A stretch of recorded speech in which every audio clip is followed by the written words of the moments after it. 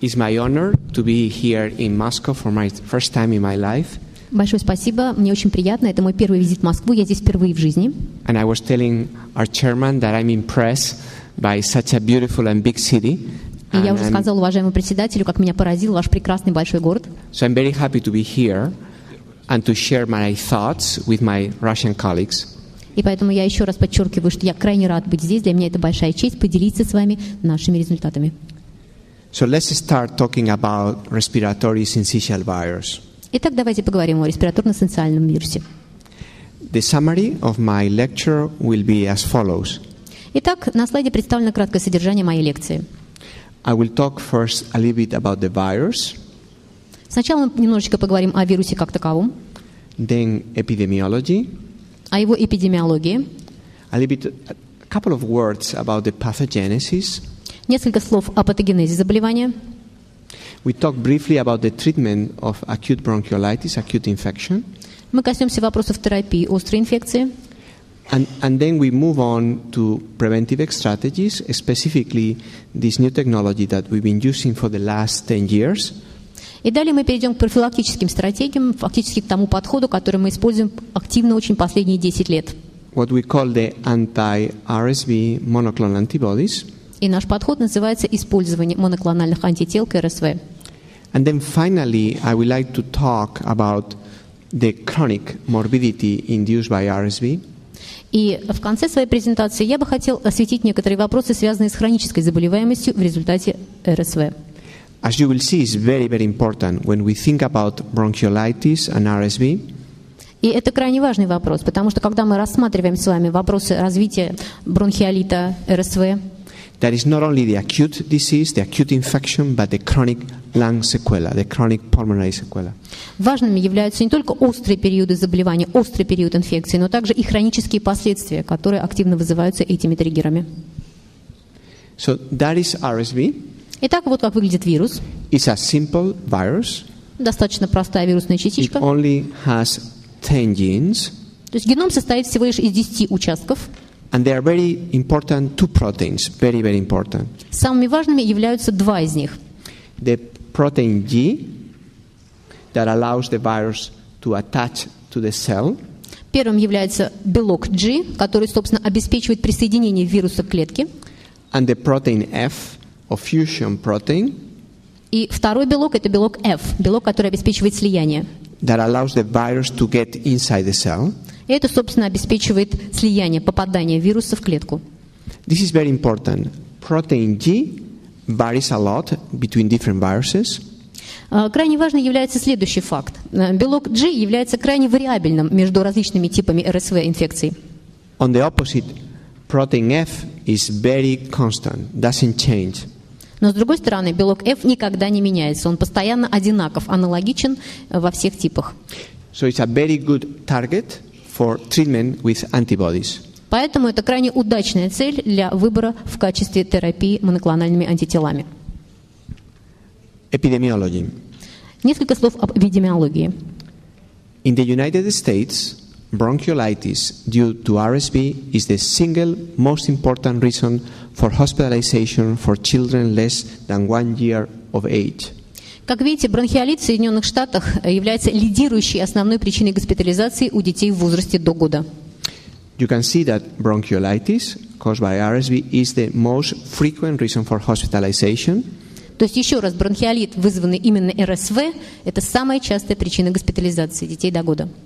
The second is bronchiolitis, and they did not test for the virus. And the third is pneumonia. Второй – это бронхиолит, где была не установлена причина. Третье – пневмония. These two, bronchiolitis and pneumonia, when we do not test, we do not identify a virus. Во втором и третьем случае анализ на тестирование не проводился на вирус, поэтому, возможно, также некий процент РСВ здесь присутствует. Are commonly due to RSV. So RSV is the number one cause of admission, number two, and number three. Но часто подобные причины вызываются именно РСВ-инфекцией, поэтому фактически РСВ присутствует во всех трех позициях, перечисленных здесь. It's much more common than jaundice, dehydration, or diarrhea. То есть это гораздо более частые причины госпитализации по сравнению с желтухой, обезвоживанием, диареей и другими причинами. I was for many years working in Dallas, Texas, and we did a lot of studies on RSV. В течение очень многих лет я работал в Техасе, в исследовательском центре Далласа, и мы проводили большое количество исследований по РСВ-инфекциям. From 2000 to 2001 to 2006 to 2007, Вот вы видите результаты нашей работы, начиная с 2000-2001 года и заканчивая 2006-2007 годами. we check which months we see RSV infections. And Мы as you can проверяли see, сезонные колебания вируса, когда он наиболее часто распространен. we always see a lot of cases from October to April. И вот для данного региона Соединенных Штатов наибольшая частота приходится на период с октября по апрель. Which is not very different than what we see in different countries in Europe. Что существенно может отличаться от других географических регионов, в частности от некоторых европейских стран. This is the Netherlands, also in the winter, Вот сезонные колебания в Нидерландах, также зима, как вы видите. in Belgium, Бельгия, in the United Kingdom, Великобритания and in Norway. и Норвегия. In Norway, like in the northern part of the United States, they see the season a little bit later. Instead of October, they see it in December. В Норвегии, так же, как и в северной части Соединенных Штатов, начало активной фазы заболевания приходится на чуть более поздний период, не в октябре, а в ноябре-декабре. But what's more interesting is this study that was published 2 years ago, in which they look at RSV all over the world. Но очень интересным являются результаты исследования, которое опубликовано было 2 года назад, и которое оценивало частоту распространенности и возникновения РСВИ по всему миру. We focus now again on the States. Опять же, давайте посмотрим на Соединенные So here Штаты. you have the different months of the year, Вот месяцы года. and each dot is cases of RSV. Каждый кружок – это один случай РСВ. So you see that in Texas, it starts in October, November, December, January, March, May. То есть вот Техас, второй снизу, это октябрь, ноябрь, декабрь, январь. So Texas, Arizona, New Техас, York, Аризона, Нью-Йорк. Winnipeg. Winnipeg. But there are 2 states, like in Florida, in Miami, and in Alaska, that they have RSV all year long. Но, как вы видите, на 2 крайних диаграммах, самая верхняя и самая нижняя, соответствующая нижняя Майами и верхняя Аляска, вирус присутствует в очень активной фазе круглый год. This is very important because it illustrates that this virus is really capable of causing disease. Miami is very hot and humid. Это крайне важно, потому что вирус в любой момент может служить причиной возникновения заболевания. Климат в Майами жаркий, влажный. While Alaska is very cold and dry, and they still have RSV all year long. В то время как в Аляске он сухой и холодный, но тем не менее и в том, и в другом случае РСВ присутствует очень активно круглый год. Now, who are the children who have the highest risk to develop RSV infection? Давайте посмотрим, что же это за популяция детей, которые имеют наиболее высокий риск развития тяжелой РСВ-инфекции. This is a very important study conducted in Canada by a group called PICNIC, which is the Canadian Infectious Disease Network. Вот результаты исследования, которое было проведено очень известной исследовательской группой «Пикник». Это канадская исследовательская инфекционная сеть. Here we type the very high risk group, children with congenital heart disease, Итак, вот первая группа – это дети с врожденным пороком сердца, children with bronchopulmonary dysplasia or chronic lung disease of prematurity, второй случай – это бронхопульмонарная дисплазия, and premature children, less than 37 weeks gestational age.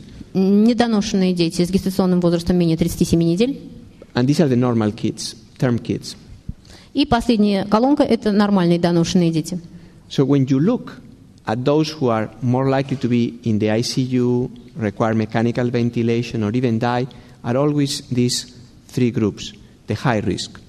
И поэтому, если мы оценим с вами такие факторы, как госпитализация в отделении интенсивной терапии, помещение ребенка на механическую искусственную вентиляцию легких или уровень летальности, то мы видим, что именно эти 3 группы имеют самые высокие цифры. This is very important. In numbers, total numbers are the term kids, but those who end up with more problems are the typical high-risk groups. Heart disease, BPD, prematurity. Итак, как вы видите, самая большая цифра – это, конечно, здоровые дети в верхнем правом углу. Но если мы посмотрим на самые тяжелые случаи, то это именно эти 3 группы. Это врожденный порок сердца, бронхопульмонарная дисплазия и низкий гестационный возраст. And this has been seen over and over and over from many studies. И эти результаты были подтверждены неоднократно во многих исследованиях. You can see 7 different studies here, right? And Вот здесь представлены ссылки на 7 различных исследований. here we have the hospitalizations for RSV, the admissions to the ICU, and the mechanical ventilation. И опять мы видим эти же 3 основных параметра. Собственно, уровень госпитализации по причине РСВ, поступление в АРИД и ИВЛ. And we are comparing the term kids with the premise, those with BPD and those with congenital heart disease. И сравниваются основные группы. Это доношенные дети, недоношенные, с бронхопульмонарной дисплазией и с врожденным пороком сердца. So we go from 1 to 3% in these normal babies to 10 to 12% in the high-risk groups. То есть, если это нормальные, доношенные, здоровые дети, то от цифры в 1-3%, в группах риска мы повышаем наш процент до 10-12%. But these babies not only get admitted to the hospital, but get admitted to the intensive care unit, and they require mechanical ventilation. И я хочу подчеркнуть, что это не просто госпитализация детей, это именно госпитализация в отделении АРИД и помещение ребенка на ИВЛ. This is recent data from Texas as well, when I was there. Это недавние данные, которые мы получили в Техасе, когда я еще там работал. You see the total hospitalizations in the hospital, this is a big hospital in Dallas, kept going up, but also the number of kids with bronchiolitis kept going up, even to 5%, from 3 to 5%. И с годами исследования, которые были проведены в этом большом медицинском центре, огромном центре в Далласе, вы видите общий уровень госпитализации и госпитализации по причине бронхиолита. We'll publish this in pediatrics in the next month or so. Эта публикация появится в следующем году в Pediatrics. And now, when we look at the reasons for being sick with bronchiolitis, we did a logistic regression analysis to separate all the factors. И если мы хотим с вами оценить предикторы тяжести бронхиолита, то необходимо провести так называемый логистический регрессионный анализ. And we ask, when are these kids requiring oxygen, admission to the intensive care or mechanical ventilation? И, соответственно, мы оценим потребность в кислороде, уровень госпитализации, педиатрический АРИД или искусственную вентиляцию легких. And we look at the risk factors: chronic lung disease or BPD, congenital heart disease, and prematurity. И также примем во внимание наши 3 основные фактора риска. Это хроническое заболевание легких, в данном конкретном случае бронхопульмонарная дисплазия, врожденный порок сердца и недоношенность. And each of them independently was significant, especially for oxygen. For ICU admission, the chronic lung disease was not, and the mechanical ventilation was not, but the others were independent. This is very important, independent, associated with bad prognosis. И в каждом конкретном случае мы видим независимый, каждый из факторов независимым является плохим предиктором тяжести бронхиолита. То есть нет в случае, например, для хронического заболевания легких, бронхопульмонарной дисплазии, нет в случае госпитализации в отделении АРИД или механической вентиляции, но во всех остальных случаях это независимые факторы риска плохого прогноза. And then having the infection caused by RSV was also independent, associated with bad prognosis. И дополнительно, если мы оценим просто РСВИ как независимый фактор, то это также плохой прогноз.